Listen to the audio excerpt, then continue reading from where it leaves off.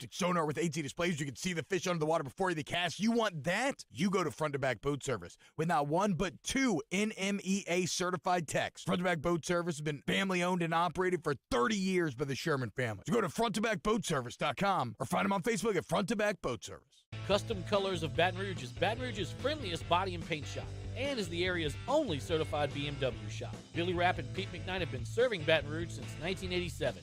Conveniently located in Industrialplex off Segan and Airline. Custom Colors Body and Paint. If you've been injured, it doesn't matter if you were hit by a big truck, a smart car, or anything in between. I'm Spencer Callahan. I'd like to help. Spencer Callahan is the one to see. Call 387-2323. LA 21-12671. Offices in Baton Rouge. WNXX, Jackson, KNXX, Donaldsonville, and WDGL HD2 Baton Rouge. This hour brought to you by Spencer Callahan Injury Lawyers. LA 21-12681. Offices in Baton Rouge.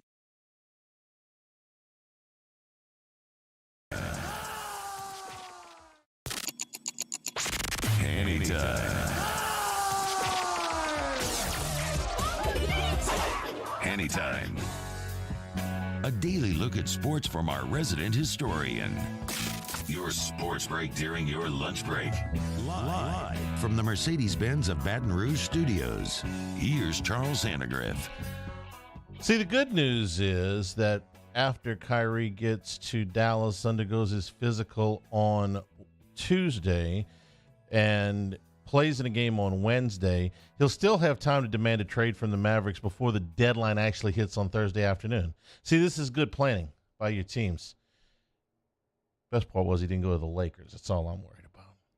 Good afternoon and welcome to Hanny Time, 104.5 ESPN Baton Rouge. Charles Sandegriff, Mario Jerez, and Taylor Sharp.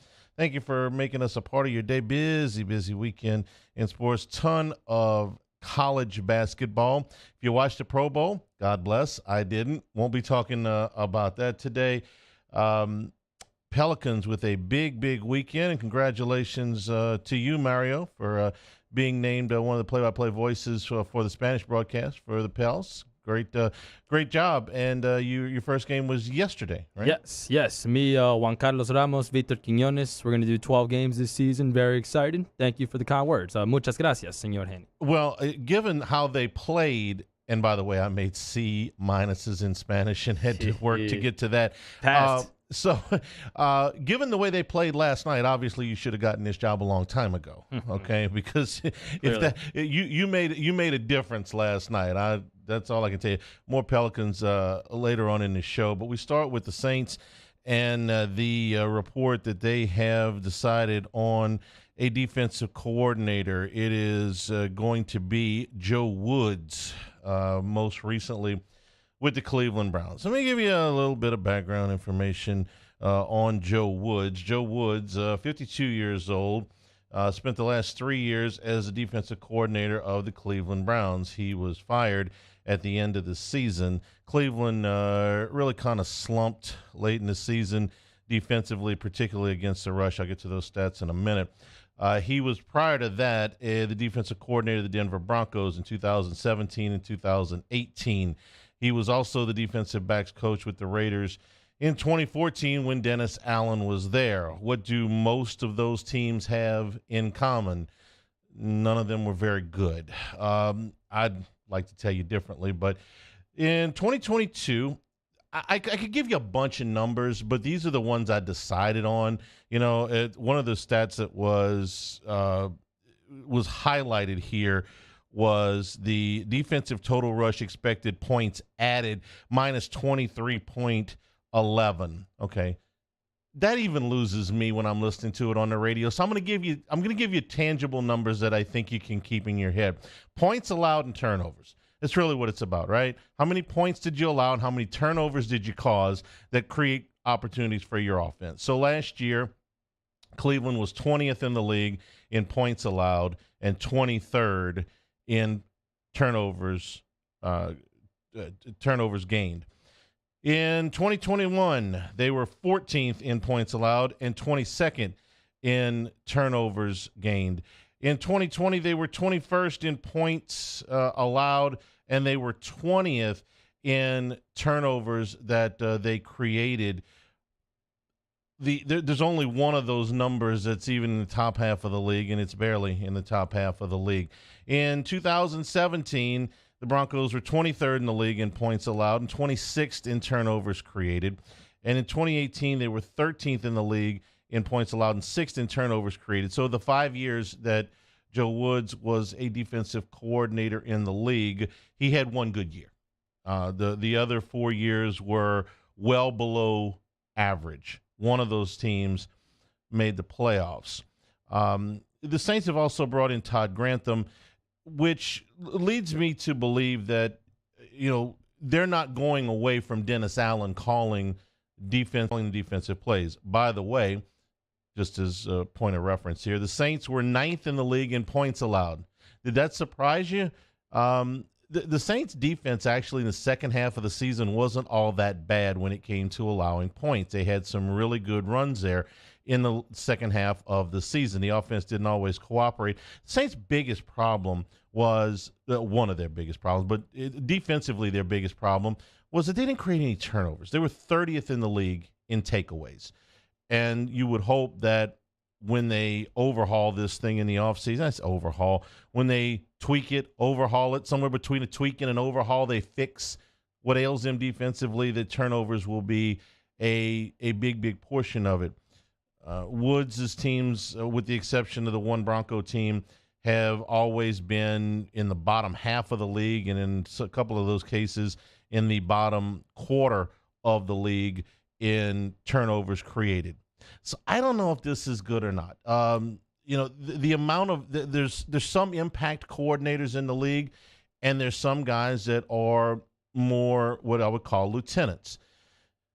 For instance, Pete Carmichael, when he was with Sean Payton, was the offensive coordinator, but he was more of a lieutenant. Sean Payton called the plays, and Drew Brees had an enormous amount of input into the game plans. It's not that Carmichael couldn't call plays. He did when Payton was suspended and had some success. He did in some other games that Payton missed, like when they crashed into him on the sideline. He had to go up to the press box for a few games.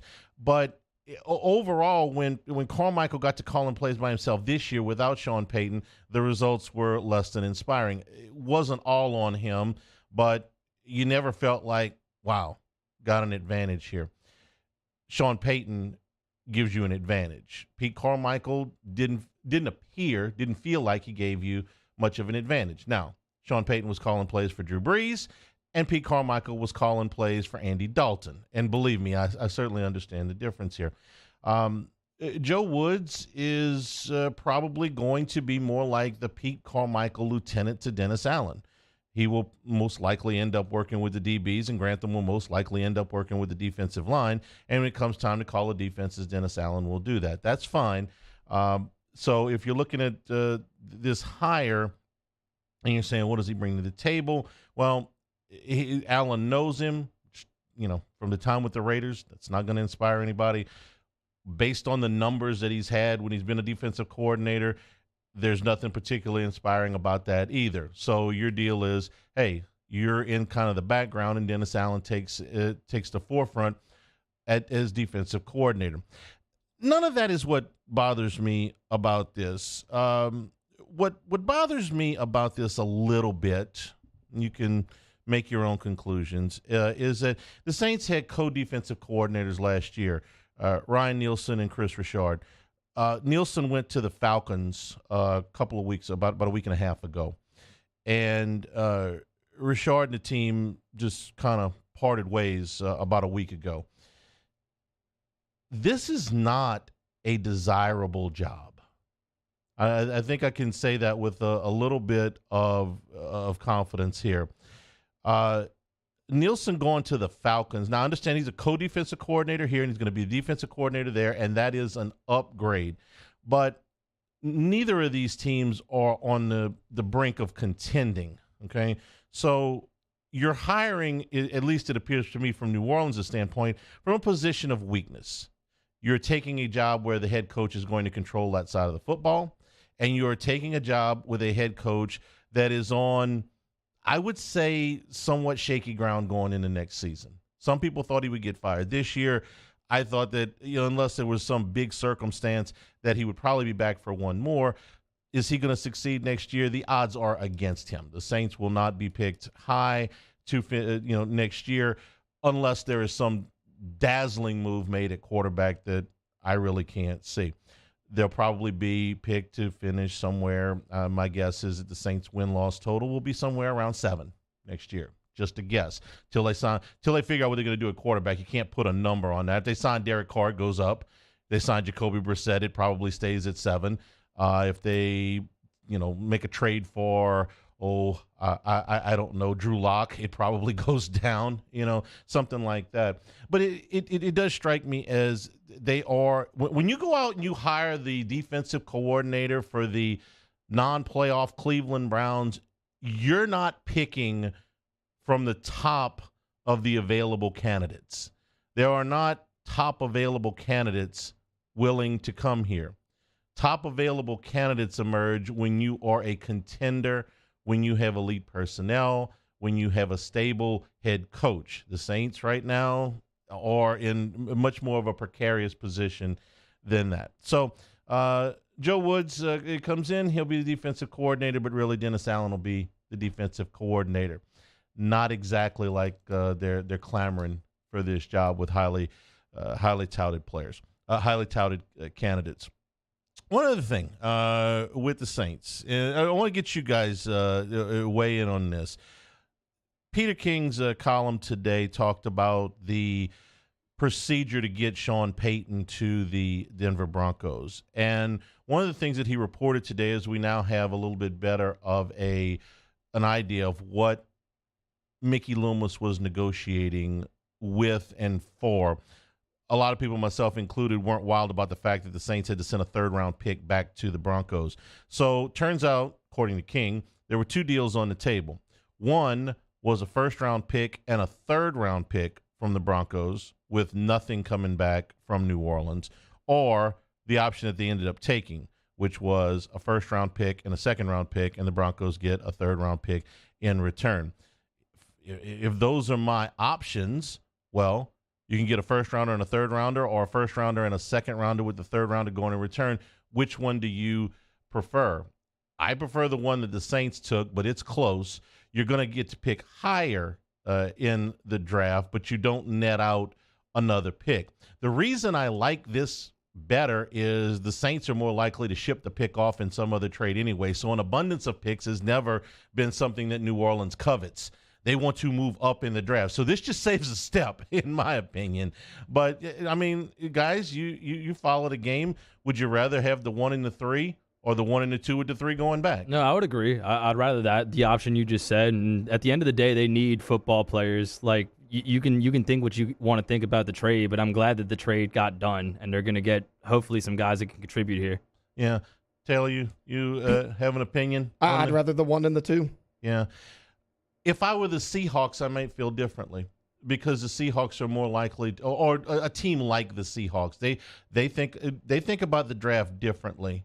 And I'm not saying one is right or wrong, but the Seahawks are more likely to be a team that traded down. Or just think about any team. Maybe I should have used the Seahawks. Any team that would prefer to trade down. There are teams that prefer to trade up. There are teams that prefer to trade down. The Saints have always preferred to trade up.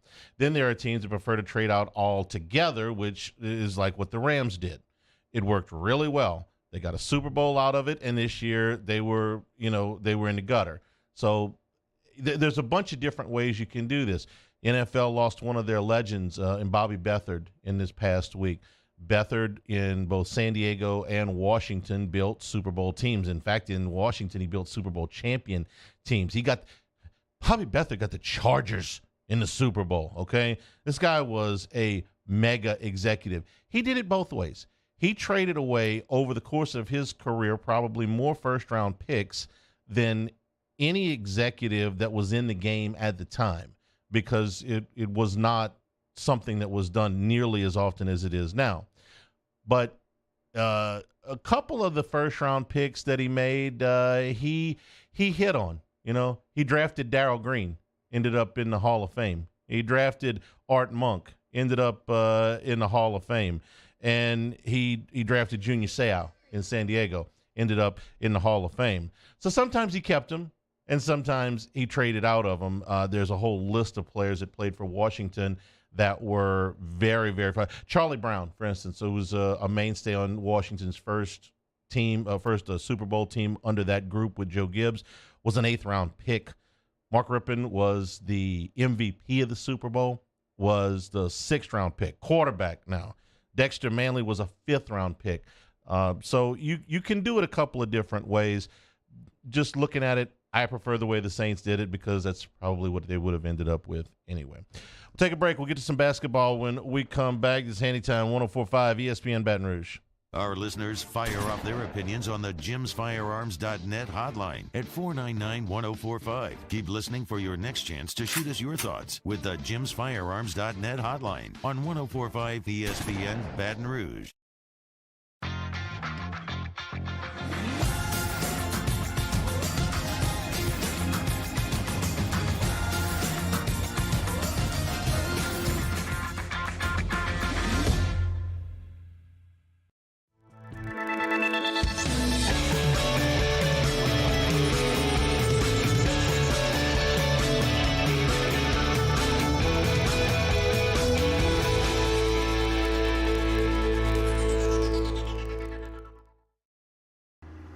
I had to leave my parents. I had to move schools. I don't know anyone here. Everything keeps changing. Why is this happening to me? I'm sure glad you're here. Change a child's story. There's a child in foster care waiting for a volunteer like you.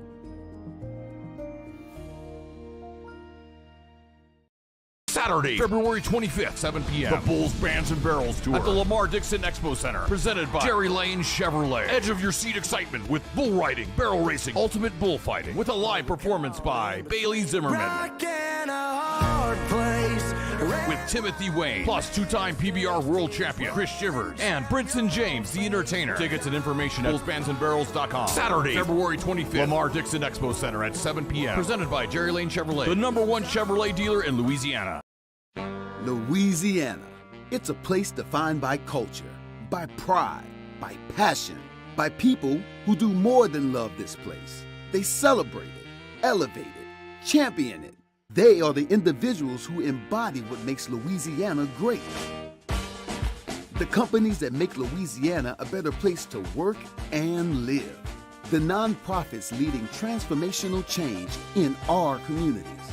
Champions of Louisiana are all around us, and LWCC is proud to celebrate them because we've always been Louisiana loyal, supporting the workers, the innovators, the change agents of this great place we call home. Who are the champions around you? Together, we can share their stories. Together, we can help our home state thrive. Together, we are Louisiana loyal. Always.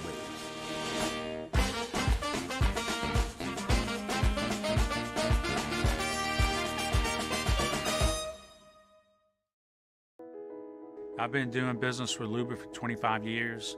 They're dependable, trustworthy. It's just the attention to detail with our clients. Our folks have years and years of experience. They're highly trained professionals, but many companies have that. Son, join me Monday 1 to 3. We'll recap LSU and Bama on the hardwood. Take a look at LSU baseball scrimmages over the weekend. Hunt Palmer Show 1 to 3 weekdays, 104.5 ESPN, Baton Rouge.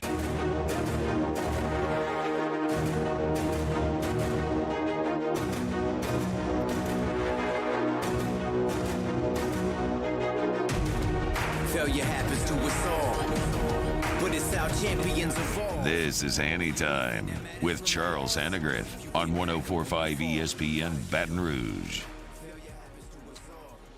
LSU falls by 10 on Saturday at the PMAC against Alabama. Alabama, one of the best teams in the country.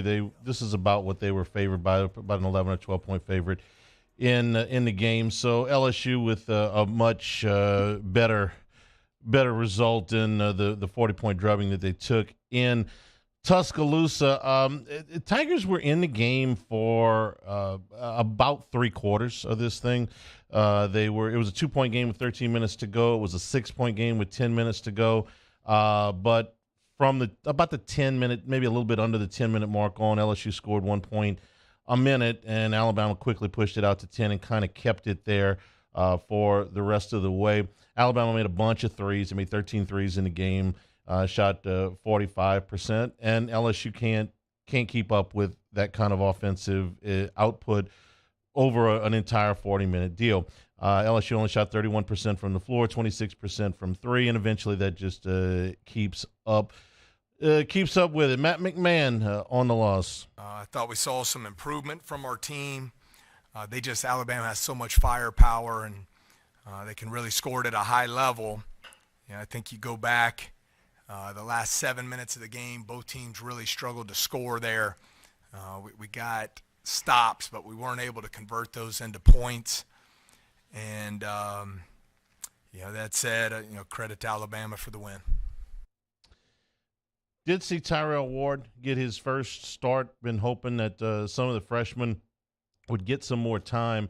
Ward started, he played 20 minutes, but he wasn't very effective. Didn't make a shot, had one rebound in 20 minutes. The shots don't bother me, but somewhere in the 20 minutes I was hoping he would get more than one rebound.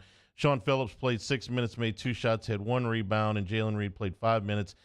Didn't take a shot, didn't have a rebound, and got 2 fouls. When we finish this season, if in the last, half dozen games where they've got a chance to win some, where, you play South Carolina, you play Vandy, you play Georgia, you play Ole Miss, there's some chances. You're not going to beat an Alabama. I get that.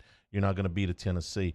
But there's some games in the last 5 or 6 that are winnable for LSU. They're not going to win them all. I'm hoping that they don't, lose them all. You can get those guys up and moving and a little bit more involved in what you're doing. That would be helpful, but got some more minutes on Saturday, but not much involvement at all. Honestly, there are times where they just don't look like, kind of look lost. Sorry, I was searching for a nicer word, but there's times where they just kind of look lost. Did watch, though, the South Carolina and UConn game on Sunday, and LSU Texas A&M right behind it. If South Carolina beats Auburn on Thursday night, and they beat them by 52 the first time they played, so I think that's a pretty safe assumption. You're going to have the battle of the last 2 unbeatens in women's college basketball on Sunday in Columbia, 1 o'clock start. LSU just finished a 3-game stretch in 7 days where they played Tennessee, who was undefeated in the conference going in, and was a very, very competitive game. And then they played 2 teams with sub-500 records in the conference. They played Georgia on Thursday night, and that game went to overtime. LSU was able to win that game in the overtime. And then yesterday against Texas A&M, they tried to pull away a number of times, and Texas A&M just would not go away. LSU opened up the lead to 6 to 8 points, probably 5 or 6 different times in the second half, or late first half in the second half, and every time A&M would make a couple of buckets and get it closed, Tigers, did put them away in the end. Having watched, and look, I'm not going to tell you that I'm an expert on women's college basketball. I've seen LSU play probably 5 or 6 times now.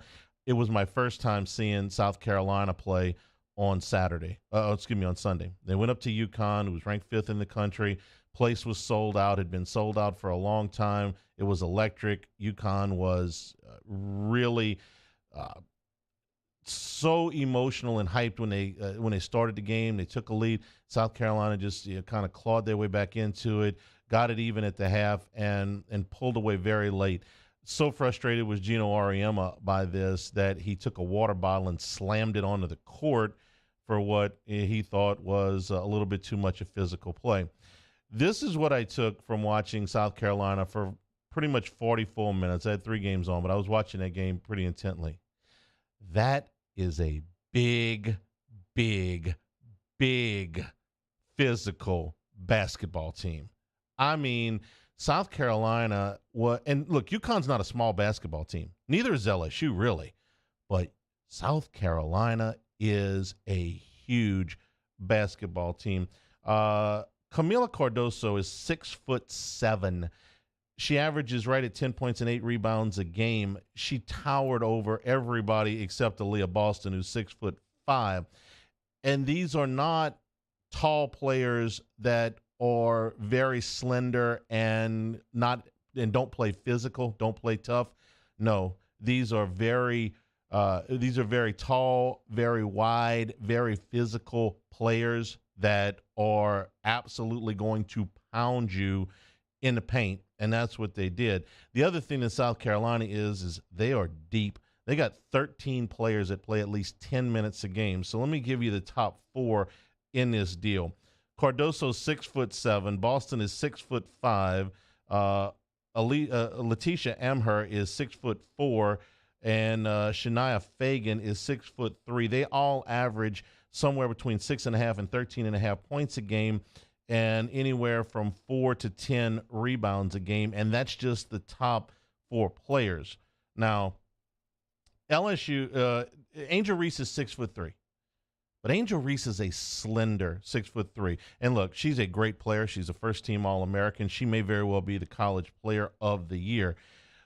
But Cardoso's got her by about 4 inches, and I would say a good 25 pounds.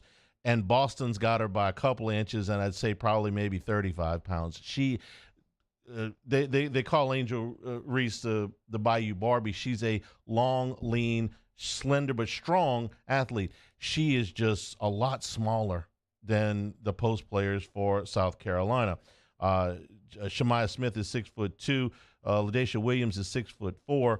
But if you watched the South Carolina UConn game and you watched the LSU and A&M game, you couldn't help but notice the big physical difference in the two teams. And one of the things that Ariema was really aggravated about was the physical style of play. You don't see Gino spiking water bottles very often. To the officials' credit, they let them play, and I'd rather that than a bunch of ticky-tack fouls. LSU in this game is going to have to shoot the ball well from outside because 5 of LSU's top 8 players in the rotation are all guards. I just gave you the post players. They're not nearly as big as South Carolina's post players. LSU does enjoy a shooting edge. They have shot the three-point shot better than South Carolina by about 6% on the season. South Carolina is not a great three-point shooting team, although they can shoot it. Boston made her second three-pointer of the season late in the game, so they made some clutch threes, but it's not something that they count on. It's get the ball, go to goal, get fouled, get offensive rebound, get put back. They did that really well. This will be look, I'm not breaking any news here. Everybody's known since the beginning of the season South Carolina to be the best team on LSU's schedule. But having watched them for an entire game, LSU going to have to play as strong as they possibly can because they are at a considerable size disadvantage when it comes to that. It's going to be a great game. And, the game on Sunday in Stores had been a hard sellout for a long time. Now, UConn, we're talking about the top program in the country over the past 20 years. So there's always been a lot of support. But it was a great atmosphere. It was a great atmosphere for LSU when they played Tennessee. When the Simone statue was dedicated, it was a great atmosphere. And this will be terrific for women's college basketball. LSU's got a week off. Not a week off, but they don't have to play a midweek game this week is what I'm getting at. After playing 3 and 7 days, they could probably use a little bit of rest.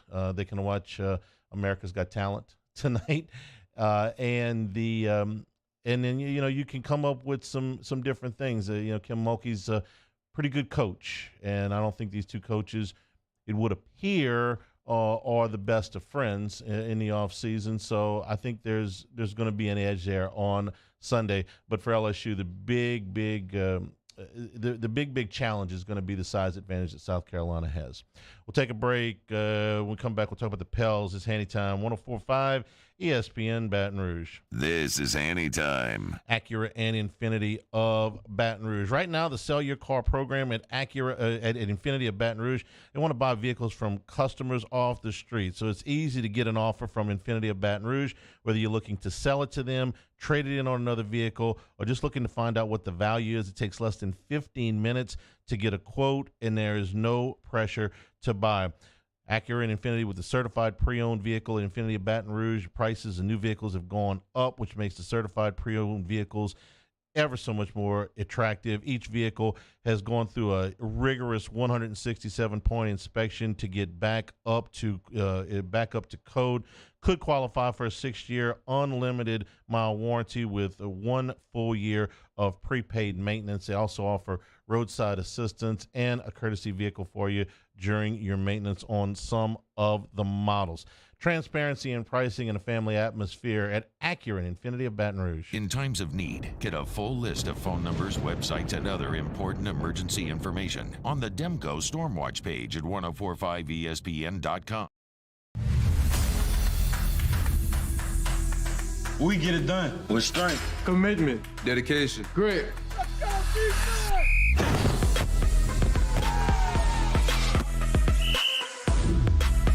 We get it done with passion for our fans and love for our community. We are the Tigers.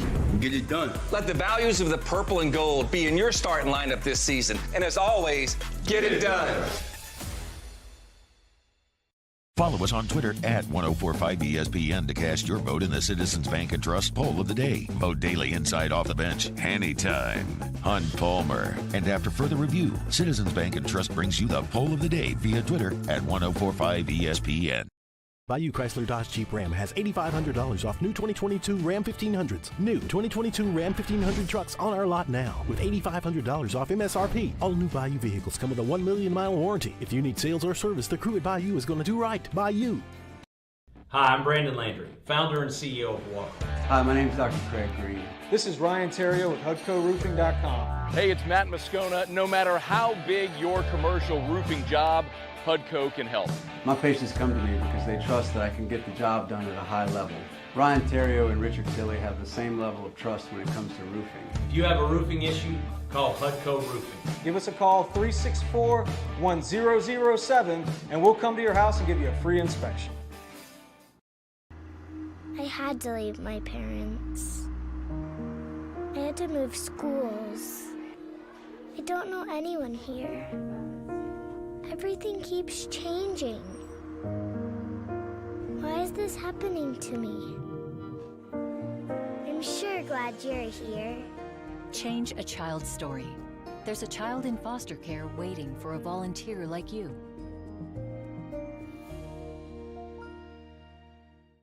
Saturday, February 25th, 7 p.m. The Bulls, Bands, and Barrels Tour at the Lamar Dixon Expo Center. Presented by Jerry Lane Chevrolet. Edge of your seat excitement with bull riding, barrel racing, ultimate bullfighting. With a live performance by Bailey Zimmerman. With Timothy Wayne, plus two-time PBR World Champion Chris Shivers, and Brinson James, the Entertainer. Tickets and information at bullsbandsandbarrels.com. Saturday, February 25th, Lamar Dixon Expo Center at 7 p.m. Presented by Jerry Lane Chevrolet, the #1 Chevrolet dealer in Louisiana. I've been doing business with Luba for 25 years. They're dependable, trustworthy. It's just the attention to detail with our clients. Our folks have years and years of experience. They're highly trained professionals, but many companies have that asset. What I'd like to think makes Luba a bit different is that we use those talents in a way that truly is dedicated to serving. Moscona inviting you to join us for Monday's AFR, presented by Relief Windows. It's Super Bowl week. We're counting you down to Super Bowl 57, and we'll talk Pels and Tigers hoops. Join us Monday 3 to 6, 104.5 ESPN Baton Rouge.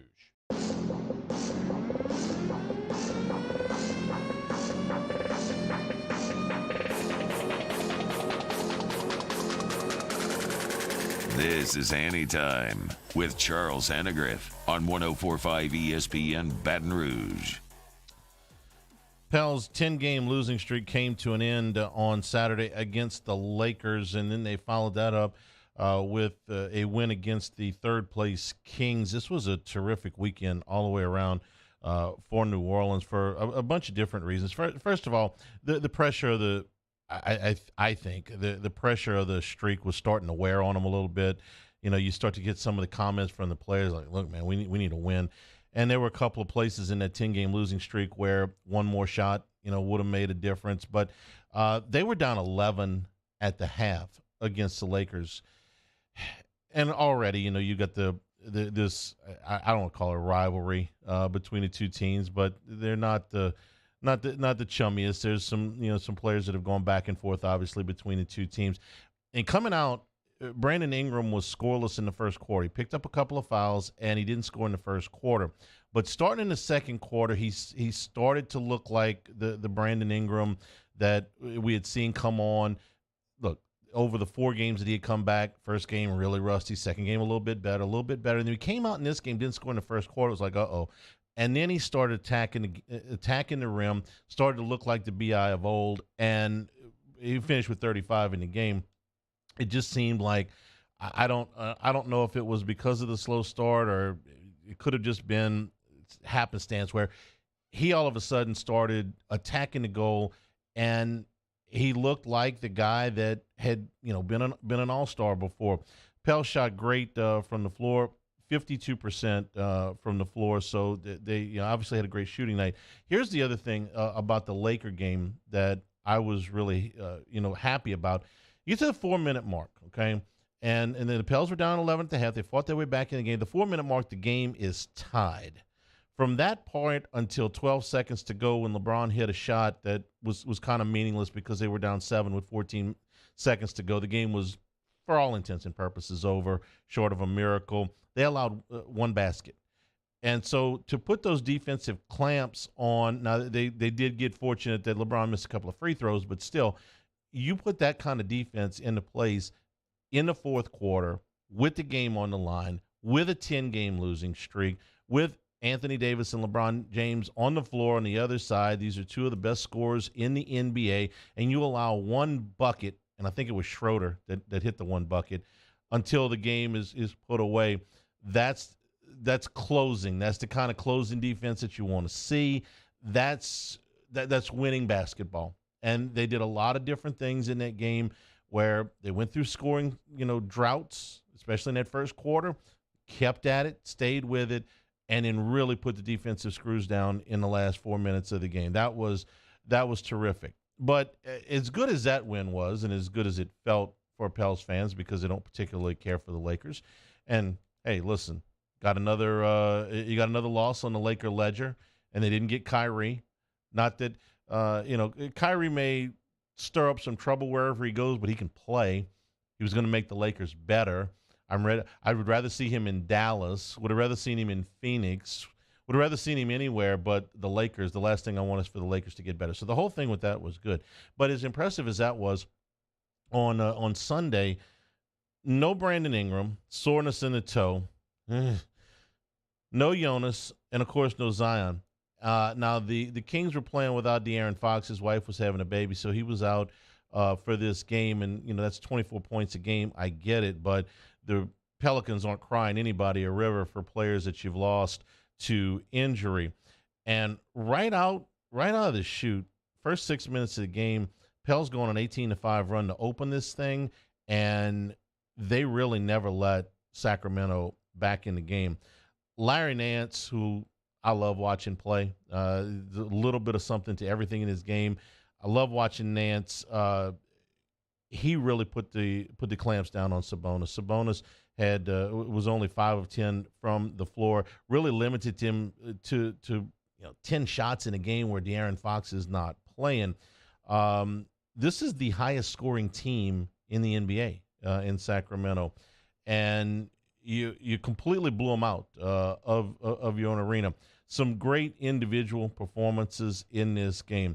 Trey Murphy scored 30 points on only 11 shots. That's been done about, I think it was 57 times in NBA history. So you got to make pretty much all the shots you take. You got to get to the free throw line. You got to make those. So only 11 shots from the floor. He was 6 of 8 from 3. He scores 30 points. And Kyra Lewis, who's starting to, I guess maybe they're starting to figure out what his role is. His minutes have bounced up and down, and did again this weekend. 6 minutes against the Lakers on Saturday, 22 minutes against the Kings yesterday, 11 points, 4 assists, and 0 turnovers.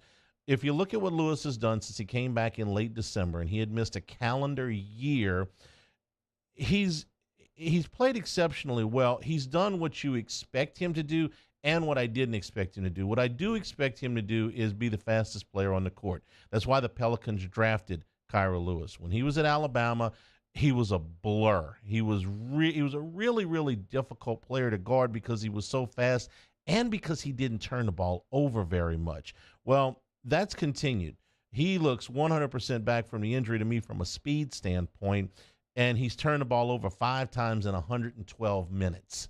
So when you're turning the ball over basically one half of a turnover a game, and you're handling the ball as much as he does, that's terrific. So that's the part I expected, because I had seen Kira Lewis do that before. But he's shooting the ball so much better than what I remember of him at Alabama. And I'm using the Alabama stuff because we saw him play a lot there, and his time with the Pels has been pretty limited. He's been a reserve. He was out for a whole year. He's shooting 50% from the floor, and he's shooting 39% from three-point range, and he hadn't missed a free throw yet. Now, he doesn't shoot a lot of them, but he hadn't missed one yet this year. You add that, and it leads me to the question, which I'm sure David Griffin only asked him, and Willie Green only asked themselves, 200 times a day, which is, if they could just get the damn team back on the floor. If they could just get the whole damn team back on the floor. There's Ingram, there's Williamson, there's Valanciunas, all in street clothes on the sideline, and they just took the third best team in the Western Conference and blew them out of the building. I know they didn't have their point guard, but the Pels were down 3 starters, and this is what they're capable of. This is why people, the experts, liked their depth so much. It's like, listen, if they miss, the main guys miss some games, and given Williamson and Ingram's injury history, you had to figure that was likely. They have enough depth to back it up. Now, nobody has enough depth to back it up to miss as many games as they did. And maybe it was because they got Ingram back the night before and he scored 35 points. Maybe they got a little bit rejuvenated, a little bit of adrenaline, a little bit of a shot in the arm with the win to end the 10-game losing streak. Who knows what it is, but that was a very impressive performance both last night and the night before for the New Orleans Pelicans. Willie Green on the win against the Kings. Just game plan, discipline. All the guys understood that we were down a few guys, so we needed to step up, and we're extremely proud of everyone on our team. Everybody that touched the floor today, they contributed, and like you said, it started with our defense, getting deflections, challenging shots, rebounding the ball, and we just played fast tonight. Trey Murphy, told you, had 30 points on only 11 shots, something that's a very, very rare in NBA history. Trey has been huge the last couple of nights for us, but even all season. He's consistent. He comes in practice. He puts his work in, and we're all seeing it on display night in and night out. So, sky's the limit for Trey. He's going to continue to get better, his game will continue to open up, but tonight was a really great effort on his part. Good to see him knock down a few shots. He's also attacking the goal a little bit more, Mario, that the crossover when he went right by Keegan Murray, you could tell who's been in the league for 3 years now and which one was the rookie, right? I said that on the Spanish broadcast, actually. That was a bienvenido. I came up, that was an original thought by me because I don't speak Spanish. I told you I made C-minuses. I only pick up certain words and phrases, but you said that on the broadcast. Yes, that was a bienvenido a la Liga Keegan Murray moment for sure. Nice. Yes. Nice. Okay. Second-year player against the first-year guy. Right. That's right. Second year, not a rookie. I understood some of those words. There you go. I understood Keegan Murray. Pick up a lot by the end of the season. You understand cerveza? Yeah. Taylor? Yeah, okay. Got it. Needed a lot of those. I got the essentials. Well, the 10-game losing streak is over. And then the other thing was Kira Lewis. We just gave you his numbers. This is Willie Green on the point guard. Yeah, I think it just comes with maturity. this is Kyra's third season. He's learning when to turn the jets on and when to kind of slow it down and allow the offense to breathe. And it's good to see him out on the floor and the way he looks, the way he moves, he really picks up the pace for our offense. Defensively, he's in the passing lane getting steals. So, Kyra will continue to get better. Good to see him get out tonight and have a good game. We've talked over the last 2 weeks with the guys that cover the Pelicans. We had Shamit Dua on. We've had Ali Kosel on. We've talked with Todd Graffinini, who calls the games for the Pelicans. And I've asked the question: trade deadline's Thursday. Do they need to make a move? And I think the overwhelming thing is they would make a move if they knew for sure that whoever they were bringing in would elevate them to the next level, whatever that is. But does it come at too much of a cost? Because if you ever get this team on the floor, for instance, one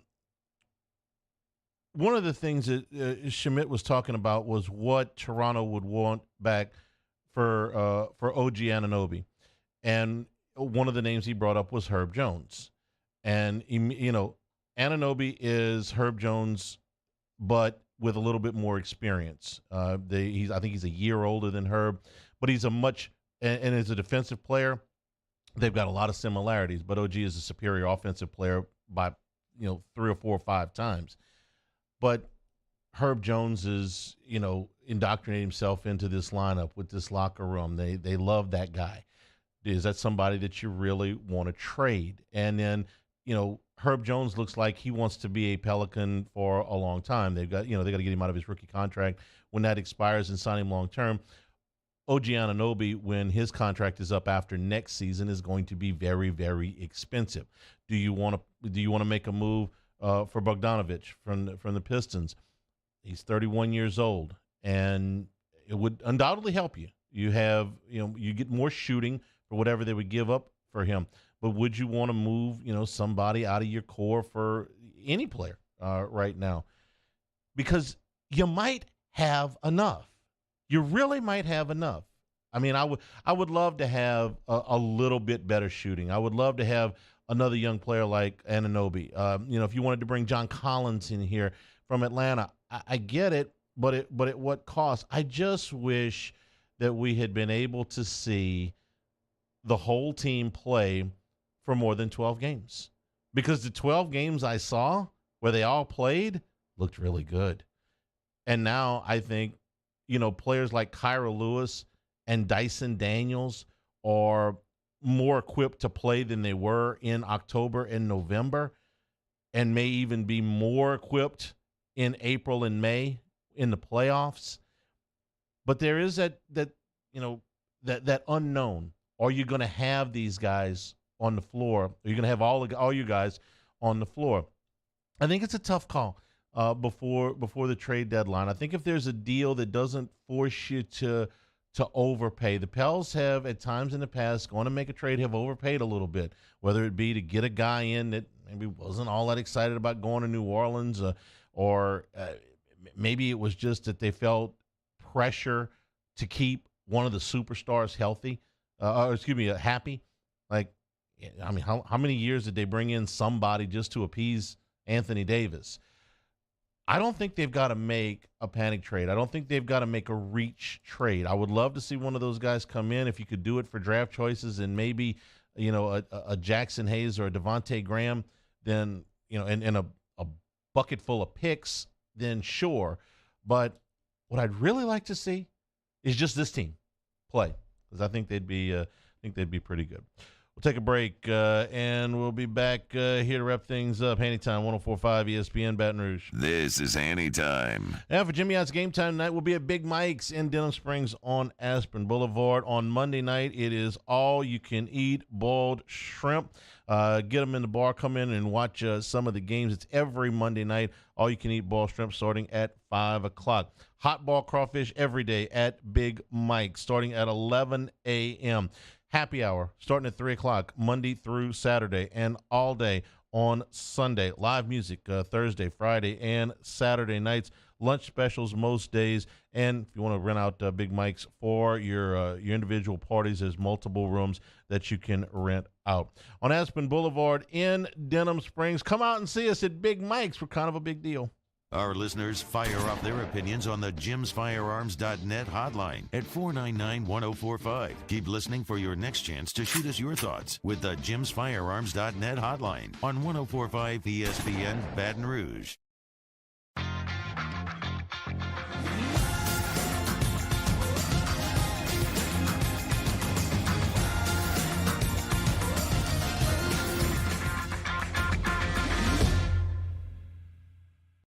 Hi, I'm Brandon Landry, founder and CEO of Walker. Hi, my name is Dr. Craig Green. This is Ryan Terrio with HUDCORoofing.com. Hey, it's Matt Moscona. No matter how big your commercial roofing job, HUDCO can help. My patients come to me because they trust that I can get the job done at a high level. Ryan Terrio and Richard Tilley have the same level of trust when it comes to roofing. If you have a roofing issue, call HUDCO Roofing. Give us a call, 364-1007, and we'll come to your house and give you a free inspection. Moon Griffon is back. The voice of Louisiana politics makes his return to Baton Rouge. Catch the Moon Griffon Show weekdays from 9 to 11 a.m. on Talk 107.3. Louisiana. It's a place defined by culture, by pride, by passion, by people who do more than love this place. They celebrate it, elevate it, champion it. They are the individuals who embody what makes Louisiana great. The companies that make Louisiana a better place to work and live. The nonprofits leading transformational change in our communities. Champions of Louisiana are all around us, and LWCC is proud to celebrate them because we've always been Louisiana loyal, supporting the workers, the innovators, the change agents of this great place we call home. Who are the champions around you? Together, we can share their stories. Together, we can help our home state thrive. Together, we are Louisiana loyal. Always.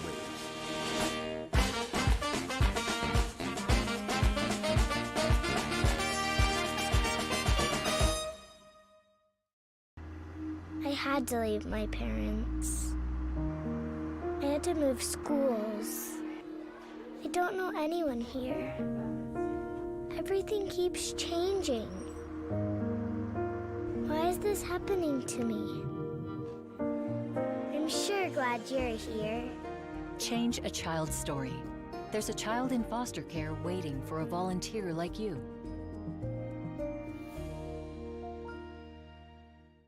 Saturday, February 25th, 7 p.m. The Bulls Bands and Barrels Tour at the Lamar Dixon Expo Center. Presented by Jerry Lane Chevrolet. Edge of your seat excitement with bull riding, barrel racing, ultimate bullfighting with a live performance by Bailey Zimmerman. With Timothy Wayne, plus two-time PBR world champion Chris Shivers, and Brinson James, the entertainer. Tickets and information at bullsbandsandbarrels.com. Saturday, February 25th, Lamar Dixon Expo Center at 7 p.m. Presented by Jerry Lane Chevrolet, the #1 Chevrolet dealer in Louisiana. I've been doing business with Luba for 25 years. They're dependable, trustworthy. It's just the attention to detail with our clients. Our folks have years and years of experience. They're highly trained professionals, but many companies have that asset. What I'd like to think makes Luba a bit different is that we use those talents in a way that truly is dedicated to serving the needs of the folks who depend on us.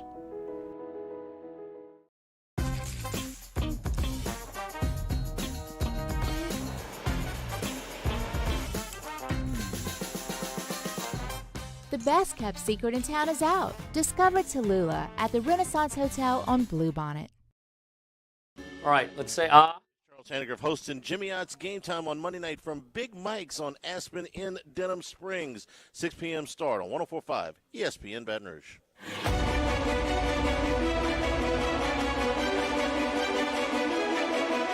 This is Hanny Time with Charles Hannigrove on 104.5 ESPN Baton Rouge. Take a couple of questions to the Bayou Ford chat. No, I didn't watch the Pro Bowl at all. But there is one serious question, and it's about the ongoing controversy about the renaming of the basketball court at the PMAC. And if you don't know the whole story, I'm not going to go into all the details. Matt did a great job of breaking this down last week. Here's my thoughts on the subject. There was a time when this would have been a really good idea, that naming the court for both Dale Brown and Sue Gunner would have been presented in a proper way at a proper time. If they had done this somewhere between the time that Dale retired and the time that Sue retired, I would have been all for this. If they had presented it the way that they did when they were going to great lengths to get the court named after Dale Brown, I'm not going to go into all the politics, but it's not easy to get something named out there. It's not easy to get statues put up and all that stuff, okay? If they had sometime between when Dale retired in 1997 and Sue retired in 2004, if they had come and said, this is what we want to do. Sue and Dale were friends. They would have probably embraced the idea together, and this would have been a really good idea. The way this is done now is they've taken what at one time would have been a really good idea and presented it in the worst possible manner after the court's already been named for Dale Brown and Sue Gunner passed away in 2005. And I had a great relationship with both of them, a great professional relationship with both of them. So this is not about pitting one against the other, which some people seem bound and determined to do. This is like taking a steak dinner, and instead of putting it on a plate, you put it on a garbage can lid, okay? It's in the presentation. That's what they did with this thing. They're taking certain politicians who don't have a stake in this and trying to ram it through without a lot of discussion about it and trying to do it on the QT. That's my thoughts on this. At one time, this would have been a really good idea. The way they're doing it now, they presented this idea on a garbage can lid. See you tomorrow. Hunt Palmer is next on 104.